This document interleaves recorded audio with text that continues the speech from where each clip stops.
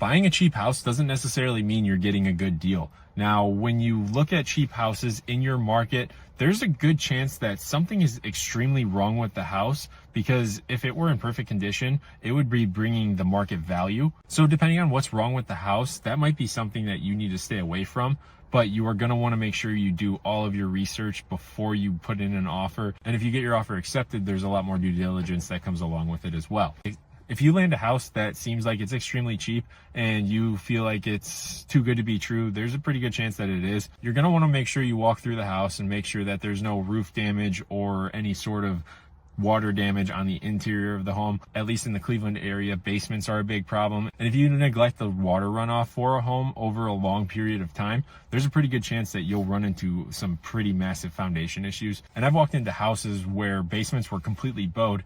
And what I mean by bowed is you have a straight wall for your foundation that your house sits on, and the wall is currently starting to implode on itself because of all the pressure that the water built up from when it expands and contracts as the winter time comes. And those are some pretty costly fixes to take on. If you have to rebuild the wall, it can cost upwards of $25,000 depending on how much damage there is. If that heaving is happening, you could always stop it in its tracks and put in the metal bars, but they're pretty unsightly. And if buyers see that, they're gonna know that something was wrong with the house and they'll pass on it altogether. I've had multiple clients pass on homes with those in there just due to the fact that it even happened in the first place. If you walk through that house that's extremely cheap and you don't really see any issues as you're going through, there's a chance that it is in a not so safe area. Now that is entirely dependent on what your perspective of safe is. So what I always suggest for my clients is drive by the home at multiple different times of day. So that way you get a feeling as far as what to expect as time goes on while you're living there. I've seen houses that show really well